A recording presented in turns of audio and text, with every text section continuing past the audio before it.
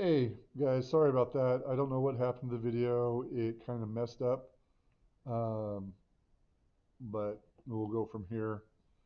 So I asked you one to go ahead and write down the different recipes for bath bombs B, C, and D, and I'll show those to you here in just a second. You can take a screenshot of it if you need to. Hopefully you already wrote it down like you're supposed to.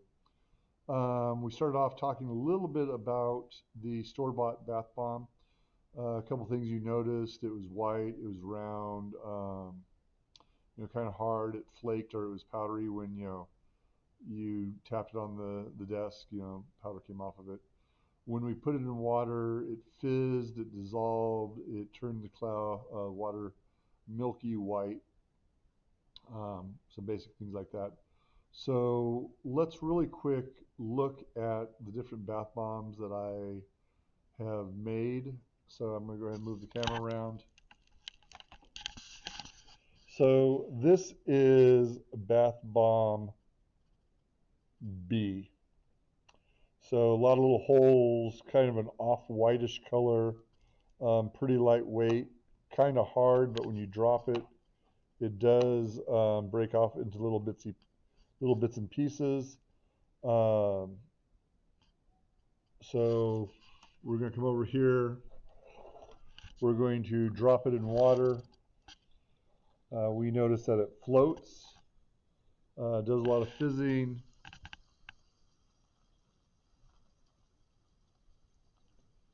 Getting kind of an oily residue up on top. It's a yellowish oil.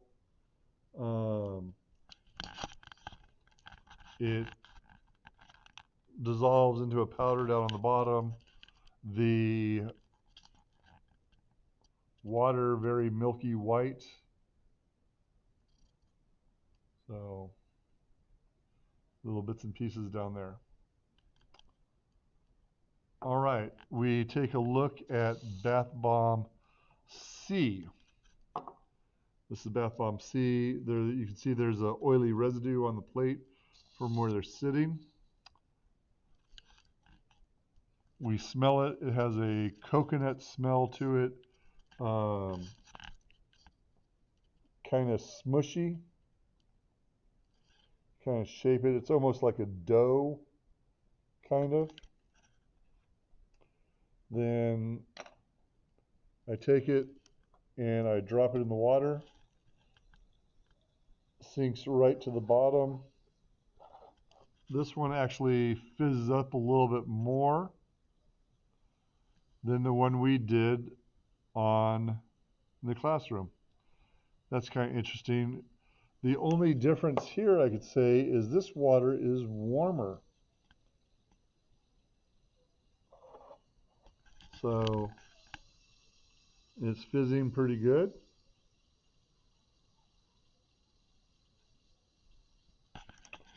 The water isn't really turning a milky color on this one. If I smash it up a little bit, definitely fizzes up more.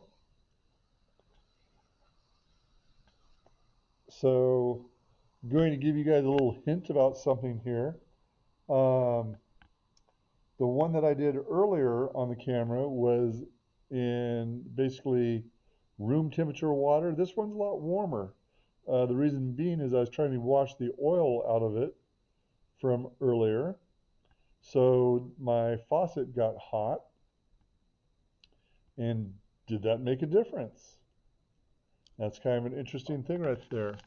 Kind of an fuzzy little oily residue. Very, very coconut smelling.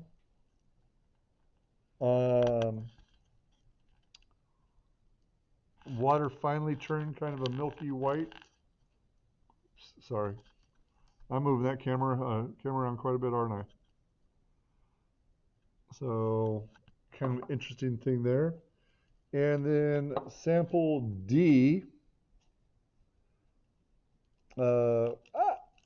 Very brittle, kind of crumbles in the hand. Yellowish in color. grainy. Put that in the water. Some very light bubbles. Nothing too much.